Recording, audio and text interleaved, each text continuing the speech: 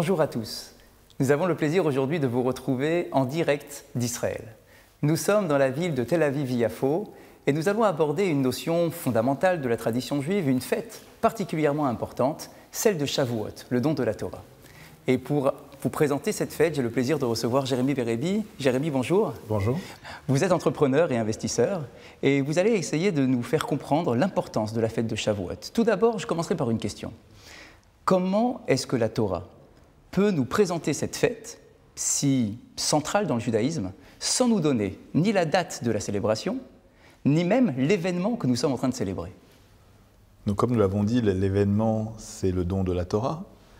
La Torah ne veut pas que le don de la Torah soit un événement que l'on fête un jour de l'année. Si l'on reçoit par exemple une médaille, pour n'importe quel événement, je vais me rappeler chaque année que j'ai reçu cette médaille. Mais pendant l'année, je n'ai pas besoin de me rappeler de cette médaille. Le don de la Torah, c'est le contraire. J'ai besoin de me rappeler en permanence et j'ai besoin d'étudier cette Torah que l'on m'a donnée. Donc savoir si la Torah a été donnée à tel moment ou à tel moment ou à tel moment, finalement, a presque peu d'importance. On va le voir que ça a quand même de l'importance, mais a presque peu d'importance parce qu'on n'est pas là pour fêter un événement particulier à une date particulière. On est en train de fêter quelque chose de fort qui nous a été transmis. Vous voulez nous dire que nous ne sommes pas simplement en train de célébrer un événement historique passé, mais que nous devons être capables de dégager l'essence de cette fête pour le revivre à chaque instant? Alors, toutes les fêtes, la fête de Pessah, la fête de Sukkot, on va se remémorer la sortie d'Égypte. Donc on va vivre pendant cette fête de Pessah un moment très très fort. La fête de Shavuot est une fête où on ne vit pas grand-chose. Si on me dit « mais qu'est-ce que tu fais à Shavuot ?» Il y a une coutume qui est d'étudier la Torah toute la nuit. On pourra parler, on pourra dire pourquoi. Mais à part ça, on est juste en train de manger et en train de se souvenir de ce don de la Torah. Donc on a un événement qui est presque un non-événement. Et pendant l'année, pendant les autres fêtes, pendant Pessah et Sukkot, nous sommes censés vivre l'événement à 100%, alors que pendant Shavuot, nous prenons l'événement, c'est-à-dire que nous récupérons cet événement, et c'est un événement qui va nous suivre pendant toute l'année. Pendant toutes les fêtes du calendrier, nous trouvons toujours un symbole qui vient représenter la fête. En quelques mots, les matzot, la fête de Pessah, le shofar, la fête de Rosh Hashanah, le loulav pour la fête de Sukkot. Quel est le symbole phare de la fête de Shavuot? Il n'y a pas de symbole. Il n'y a absolument pas de symbole que l'on prend entre les mains ou que l'on mange particulièrement à Shavuot. Shavuot est une fête qui passe. C'est un accomplissement. La fête de Pessah a lieu au milieu du mois de Nissan. Nous comptons après, pendant 49 jours, nous comptons ce qu'on appelle le compte du Homer, et nous arrivons à Shavuot. Nachmanide, le Ramban, explique que le jour de Shavuot est le dernier jour de Pessah. C'est-à-dire qu'il y a une continuité permanente entre Pessah et Shavuot. Shavuot, c'est juste le moment de signature, le moment où on est en train de dire, voilà, il y a eu un événement qui est la sortie d'Égypte, mais finalement, le but de tout ça, c'est le don de la Torah. Est-ce que rétroactivement, Shavuot vient donner du sens à la fête de Pessah? Est-ce que ce lien du compte des 49 jours que nous effectuons jour après jour, soir après soir, est-ce que cela vient valider, même donner toute son orientation à la sortie d'Égypte? Si l'on prend l'événement de la sortie d'Égypte, c'est un événement de libération. Il y a eu d'autres événements de libération dans l'histoire du monde. Il y a eu l'abolition de l'esclavage, il y a eu plein de choses qui se sont passées. Donc le fait d'être libre, c'est une seule chose, c'est une étape. On est en train de nous dire, non, le fait d'être libre, ce n'est pas un objectif, c'est la première étape qui nous permet d'arriver au but. Le but, c'est de devenir des associés de Dieu. Le but, c'est de recevoir une Torah, de recevoir des instructions pour devenir à ce moment-là le peuple de Dieu, le peuple élu. Lorsque les enfants d'Israël se retrouvent au pied du mont Sinaï, il y a cette fameuse expression du Naaseh Venishma. Dieu propose la Torah et les enfants d'Israël répondent « nous ferons Venishma, puis nous comprendrons ». Comment est-ce que cette proclamation est intégrée dans la vision intellectuelle, logique? Est-ce que l'on peut accepter quelque chose sans avoir compris la raison pour laquelle nous faisons les choses? Il y a énormément de lois dans le judaïsme. énormément de lois qui vont régir le moment où l'on se lève, la première seconde, on doit dire Modé Ani Lefanecha, jusqu'au dernier moment où on se couche, où on doit faire le Kriyat Shema.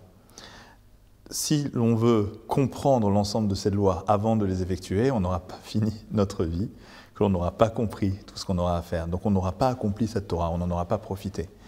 Le fait de dire à Dieu, je te fais confiance, je sais très très bien que ce que tu nous donnes c'est un cadeau, donc je vais faire tout ce que tu me demandes. Mais par contre, je veux, et Dieu aussi nous le demande, je veux comprendre. Donc ce Naaseh Venishma, c'est la base de tout.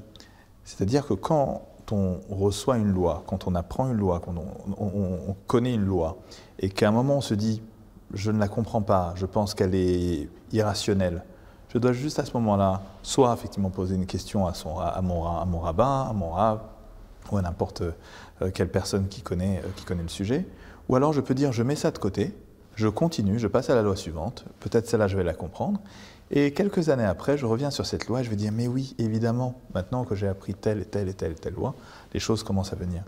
Donc, il y a une grande erreur de se dire, d'abord j'apprends, d'abord je comprends, et après je vais faire les choses. Le don de la Torah, c'est un moment très fort où l'on est en train de se marier avec Dieu que l'on ne connaît pas.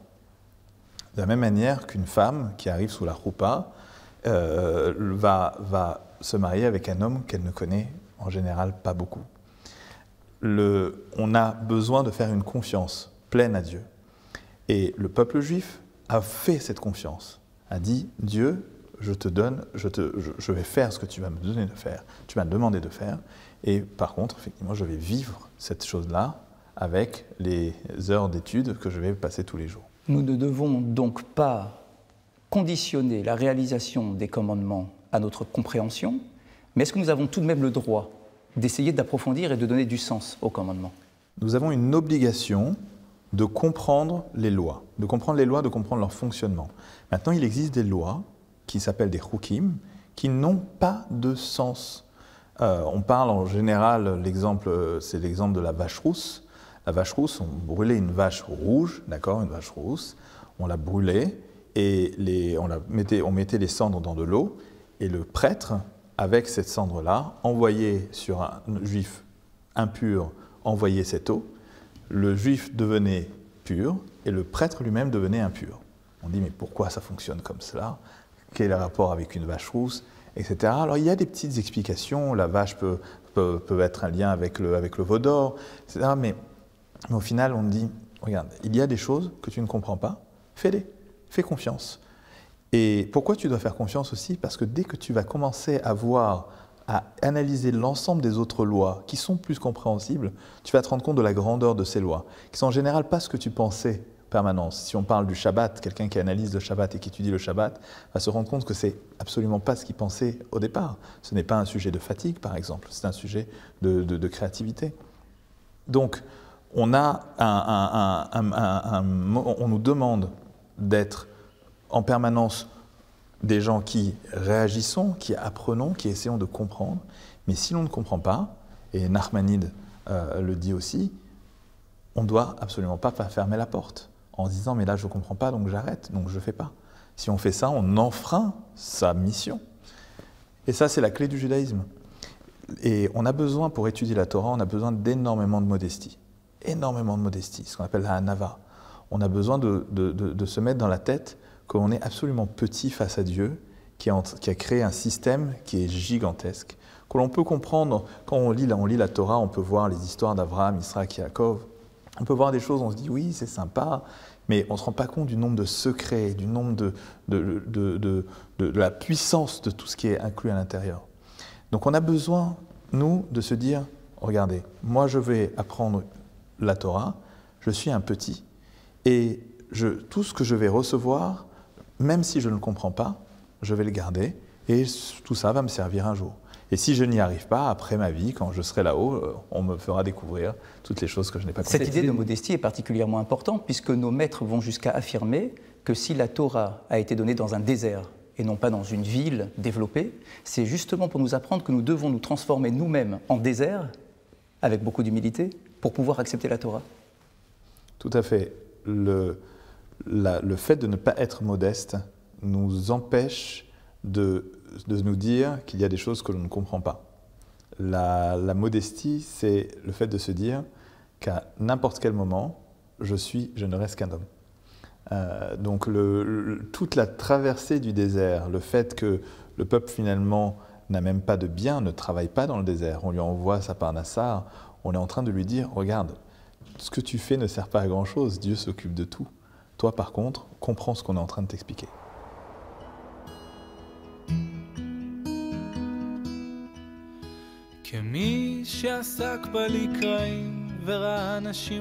Shavuot, qui signifie semaine en hébreu, est l'une des 3 fêtes de pèlerinage du judaïsme. Il y a plus de 3000 ans, les Hébreux sont libérés de l'esclavage en Égypte.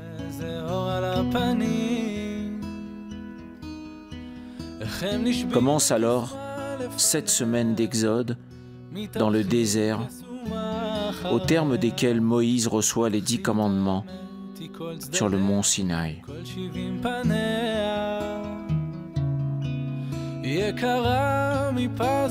Shavuot célèbre le don de la Torah. Après des siècles d'esclavage, ces 49 jours d'attente dans le désert permirent aux Hébreux, sous la conduite de Moïse, de se préparer à recevoir un nouveau système de valeurs. Un processus de 49 jours qui furent autant de paliers d'élévation. Ils passèrent du statut de peuple soumis à celui de peuple libre, capable d'accepter la Torah et de reconnaître Dieu comme maître tout-puissant.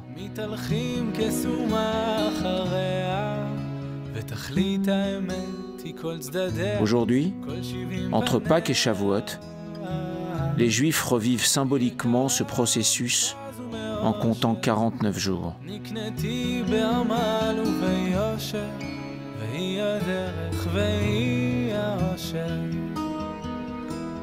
Lors de la fête, la famille est réunie dans la même attente, toutes générations confondues.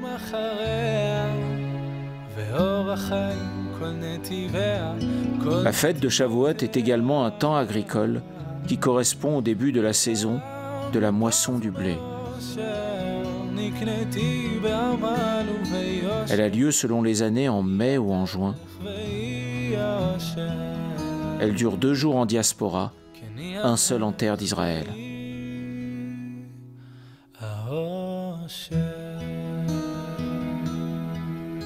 À l'époque du Temple, les hommes étaient tenus de présenter en ce jour les prémices de la terre devant la maison de Dieu à Jérusalem. Pour cette raison, Shavuot s'appelle également la fête des prémices. Voilà comment se passait la montée à Jérusalem. Le matin, le préposé disait « Allez, montons à Sion vers notre Dieu ».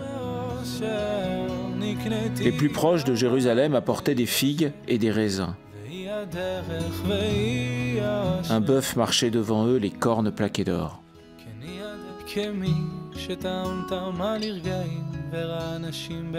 Tous les artisans de Jérusalem venaient à leur rencontre leur souhaiter la bienvenue.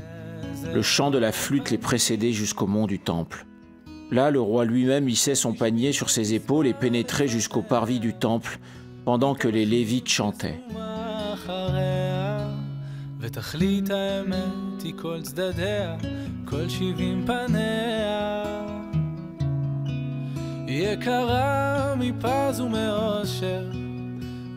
L'association de Shavuot au don du Sinaï prendra toute son importance après la destruction du second temple, puisque les pèlerinages et la cérémonie des prémices ne peuvent plus avoir lieu.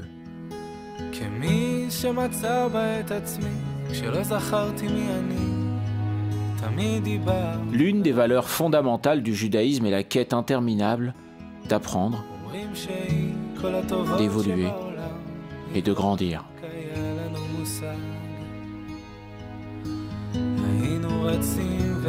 C'est pourquoi à Shavuot, il existe une coutume de rester éveillé toute la nuit et d'étudier, selon un rite institué par les kabbalistes de Safed. Pendant cette nuit d'études, on lit des textes fondamentaux du judaïsme rabbinique comme la Bible, la Mishnah ou le Zohar.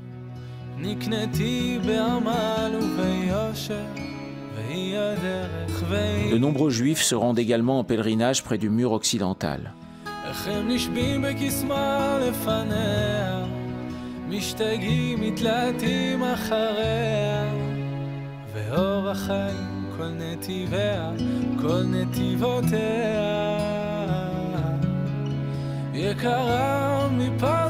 Dans les synagogues, il est de coutume de lire le livre de Ruth. Il est formidable de penser que dans toutes les synagogues du monde, les Juifs étudient en même temps, jeunes et moins jeunes, hommes, femmes et enfants. Ils étudient jusqu'au lendemain matin, où on lit à haute voix à la synagogue les 10 commandements.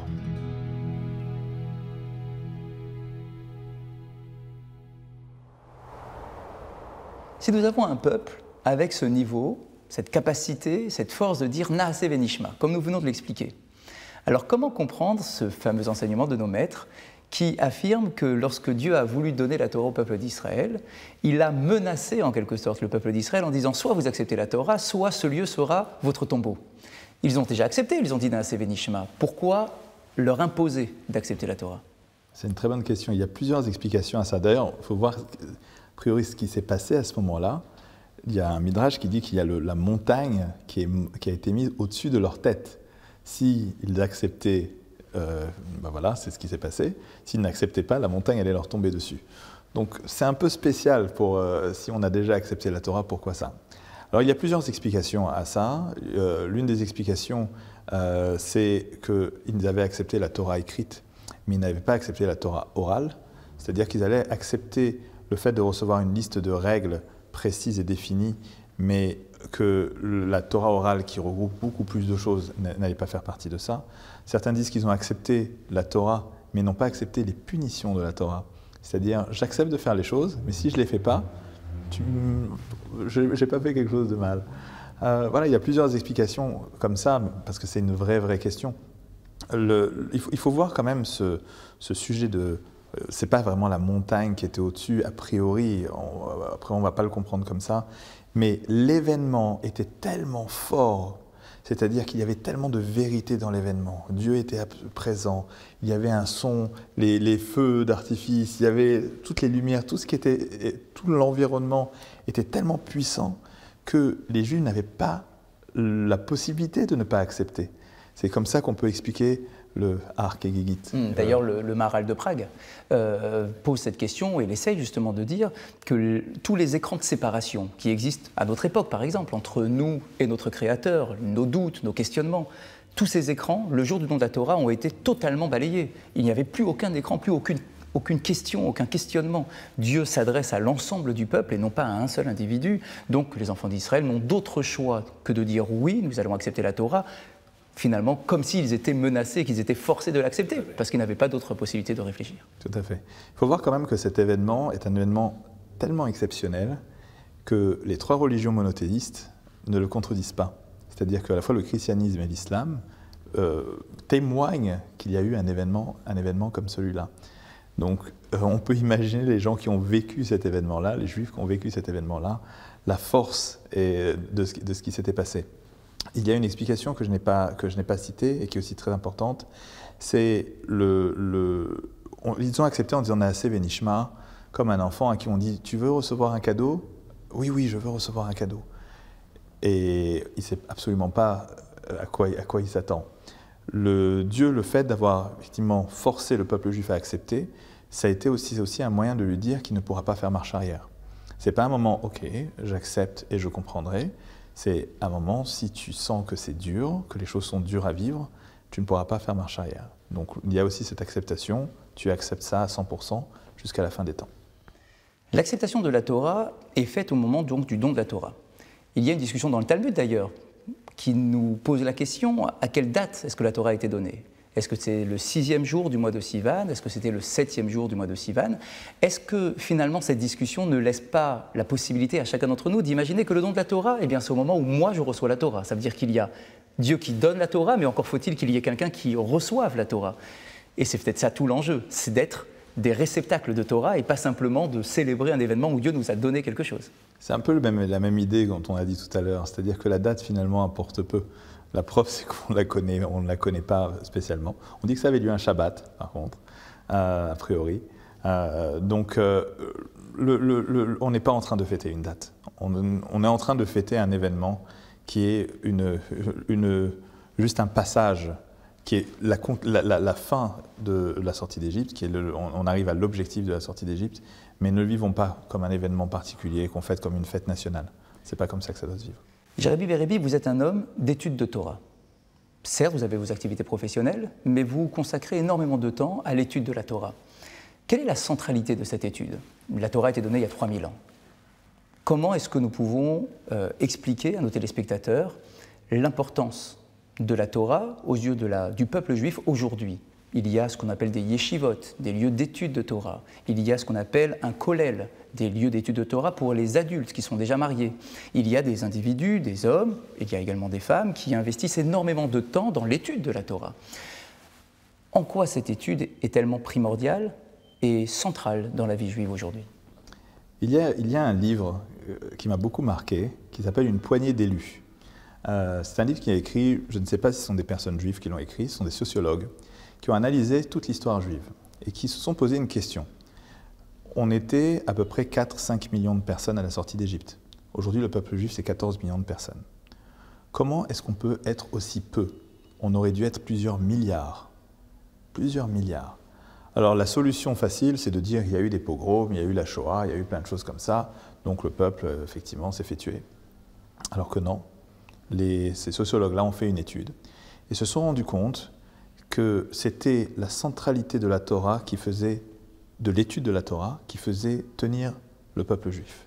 C'est-à-dire qu'à chaque fois que dans une ville, que dans un lieu, que dans une communauté, on oubliait la Torah, on oubliait l'étude, le peuple juif, effectivement, s'assimilait et se répartissait dans d'autres peuples.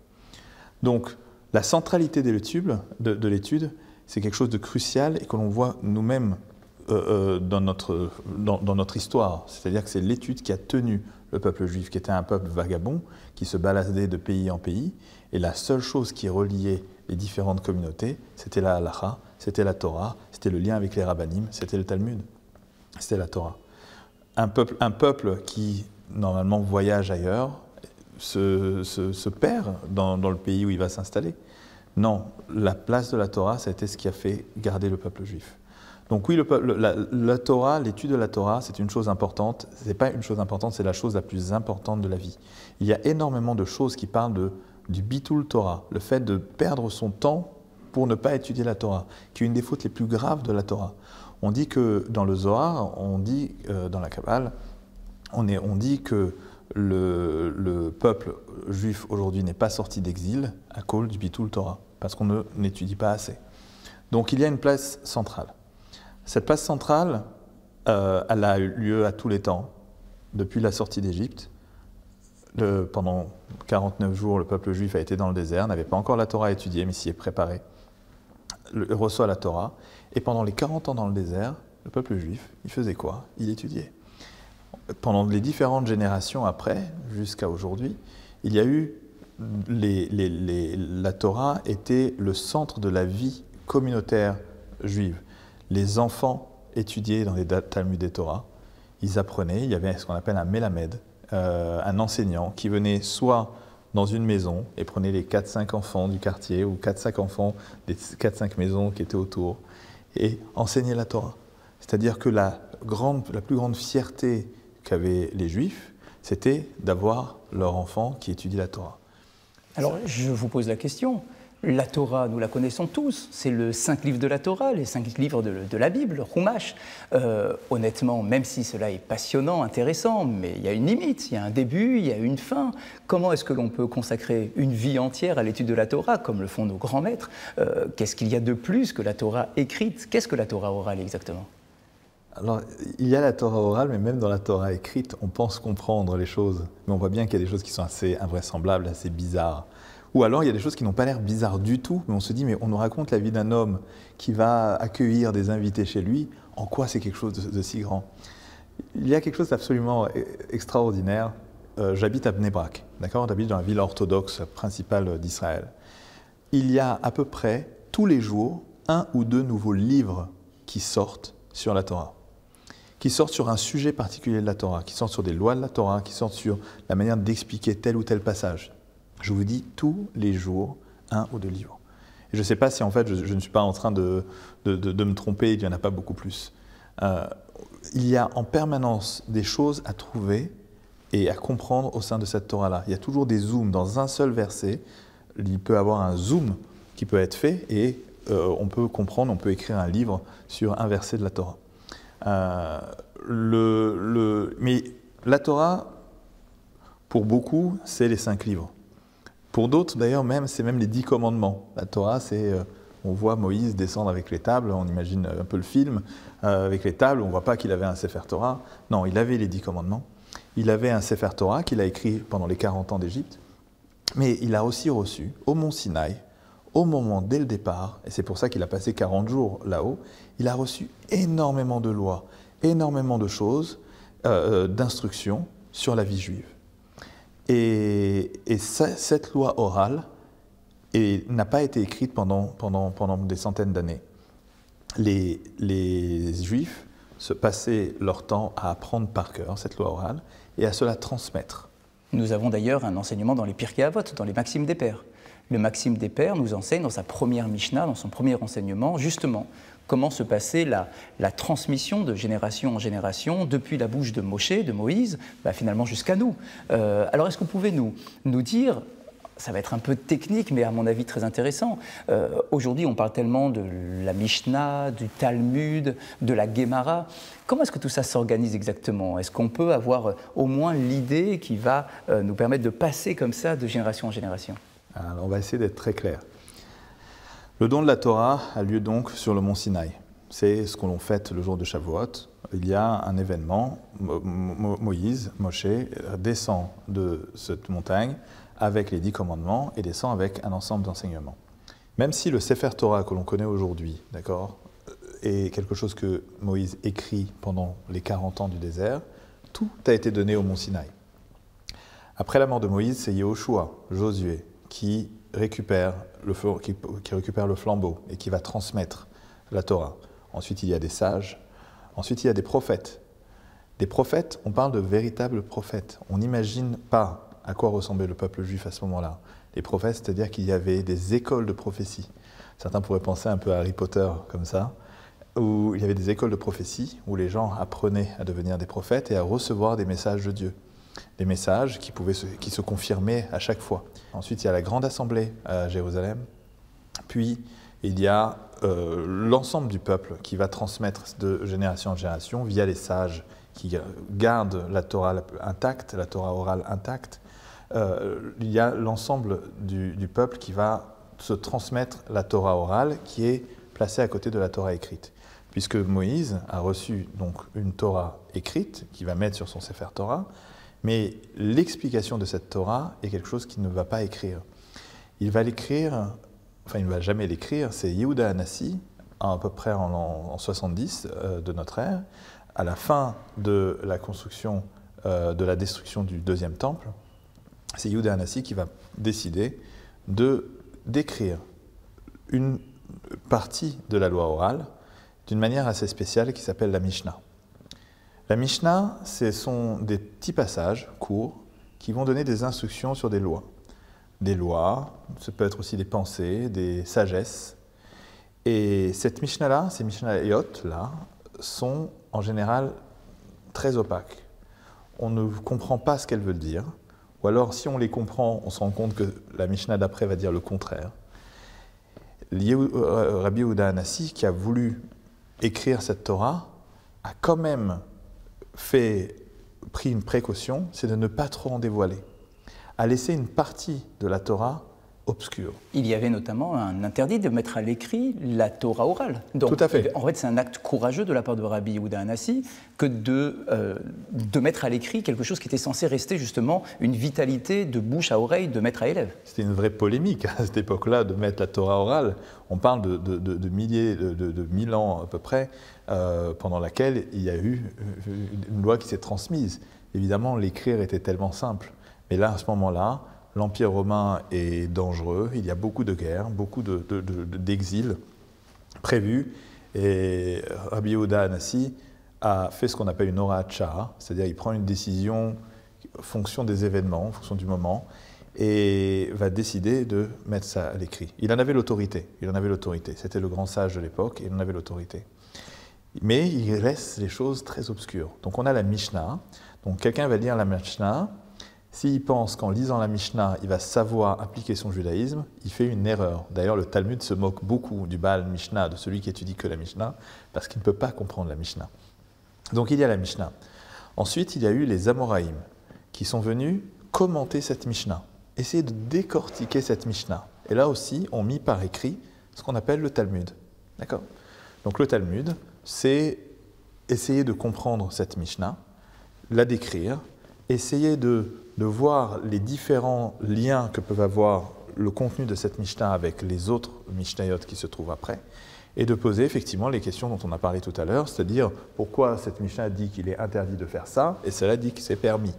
Et donc le Talmud, effectivement, va faire de l'ordre dans tout ça. La force que nous avons dans le Talmud, c'est que malgré le fait que cela soit mis à l'écrit, nous avons réussi à maintenir une forme d'oral, c'est-à-dire il y a un dynamisme dans l'étude, des questions, des réponses, des remises en cause, et on continue tout le temps comme cela, comme si c'était finalement, comme si nous assistions à la discussion talmudique. Lire le Talmud est impossible.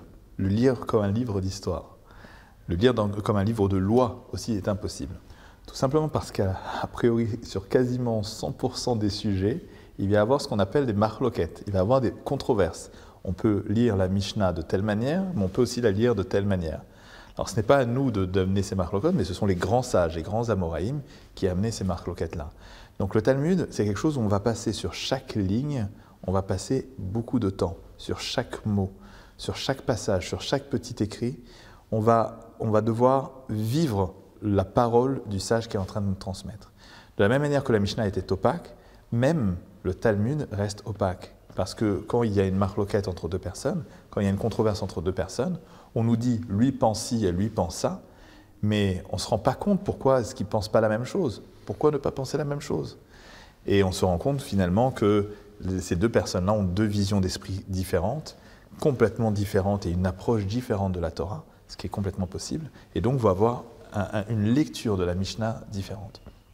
On a donc ce Talmud qui est écrit. Au départ, il était écrit sur des parchemins, depuis quelques centaines d'années, d'abord à Venise, ensuite à Vilna, il y a un format standard du Talmud.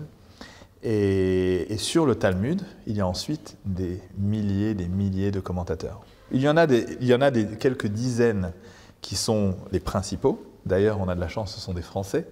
Les deux principaux commentateurs, qui sont les commentateurs du Talmud, qui s'appellent Rashi, Rabbi Shlomo Israki de Troyes, et les Tosfot, qui étaient répartis un peu partout en France et un tout petit peu en Israël, sont les deux commentateurs qui sont aujourd'hui dans les pages de Talmud. Donc si on prend une page de Talmud, on a au milieu un texte, en haut, enfin, en tout cas le début d'un livre de Talmud démarre par une Mishnah, ensuite il y a un passage qui est le passage du Talmud, et autour de ça, on a du côté de l'ouverture de livre, enfin à l'extérieur du livre, on a les Tosfot, et à l'intérieur du livre, on a Rashi.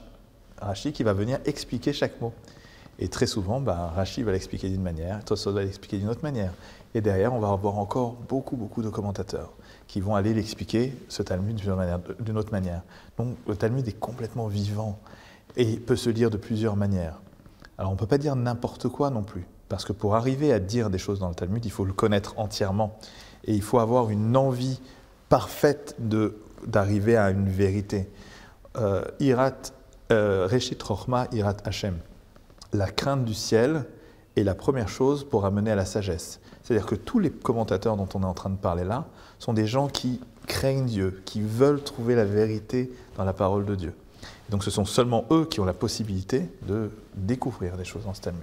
Et est-ce qu'après le Talmud, il y a une étape supplémentaire, puisqu'on peut se poser la question, cela est très intéressant d'avoir les discussions, mais moi, dans ma vie au quotidien de simple juif, je veux savoir comment je dois réaliser les choses. Il faut être capable de trancher entre une discussion entre un tel et un tel. Comment est-ce qu'on passe le pas pour arriver finalement à une pratique quotidienne?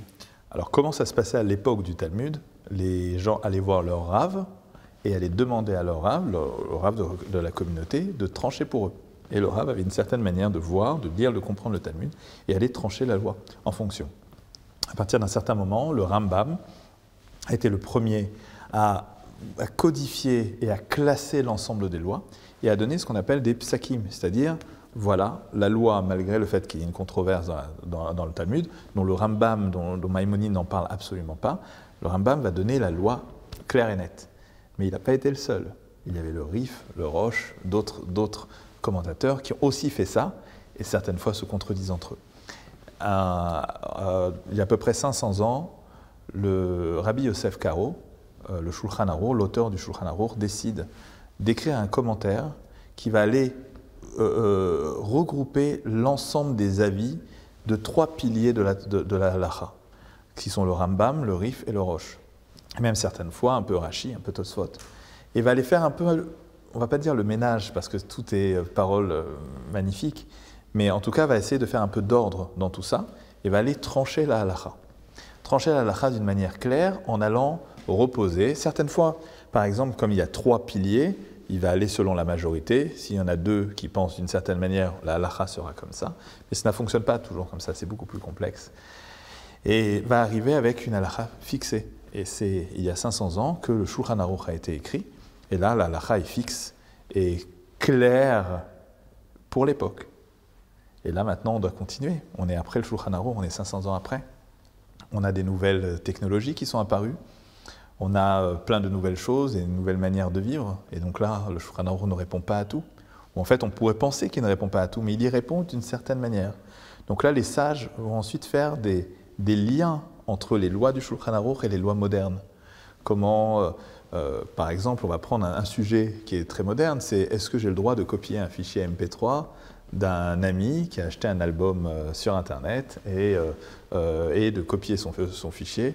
Est-ce que ça s'appelle du vol? D'accord? Je n'ai rien volé, je ne lui ai même pas pris ce qu'il avait à lui.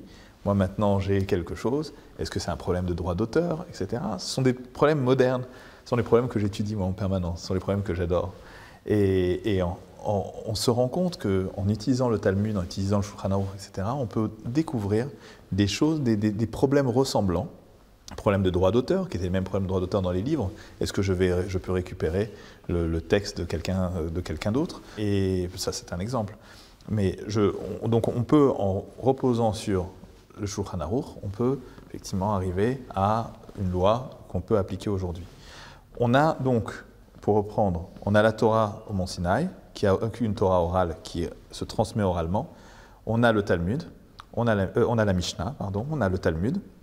On a ensuite les commentateurs du Talmud qui vont aller nous permettre de comprendre ce qui est écrit. Il y a ensuite les poskim, les gens qui vont écrire la halacha, qui sont au départ des acharonim. Il y a 2 ères, à peu près avant le Shulchan Aruch et après le Shulchan Aruch.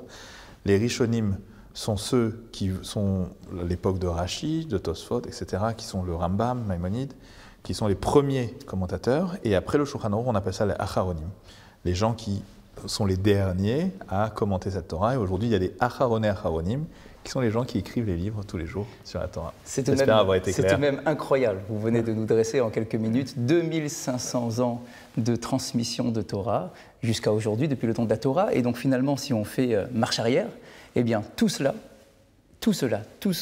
découle d'un événement, celui du don de la Torah. Donc bien évidemment, la fête de Shavuot, une fête essentielle, centrale dans la Torah, le don de la Torah, ce don de la Torah qui nous permet d'être ce que nous sommes aujourd'hui, et de garder notre spécificité, malgré le temps qui passe, malgré la diaspora, malgré les exils, malgré toutes les persécutions, d'avoir cette identité et avoir aussi un lien entre toutes les communautés juives à travers le monde. C'est cette Torah, effectivement, qui maintient l'identité du peuple d'Israël. Alors toute cette Torah, où est-ce qu'elle se met en branle pour être étudiée concrètement ?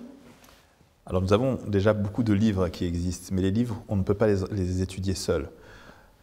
Il faut donc se tourner vers un rave, tout d'abord, qui va nous enseigner ces choses-là. Mais si on veut vraiment étudier, c'est à la yeshiva que ça se passe. Pour les enfants, ça se passe au Talmud Torah.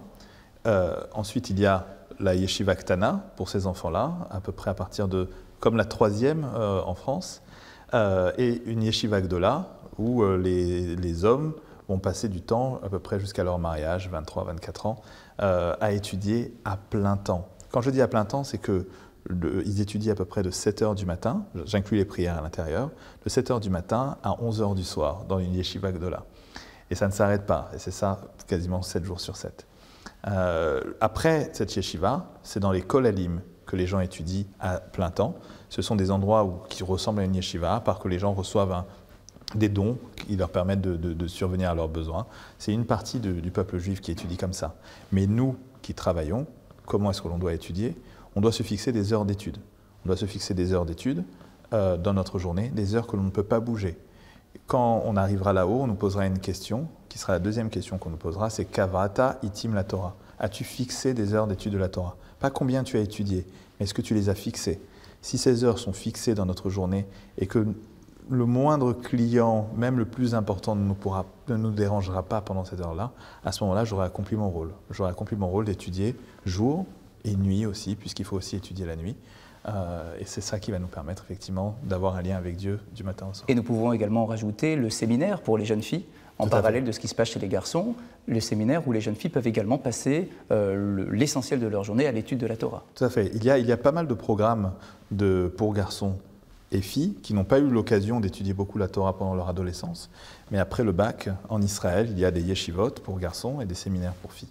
On parle beaucoup de garçons dans l'étude, mais les filles ont une obligation, selon tous les poskim et tous la Cha aujourd'hui, d'étudier évidemment la Torah parce qu'elles ont aussi des halachot à appliquer, mais elles doivent aussi comprendre pourquoi est-ce qu'on doit se lier tant à Dieu.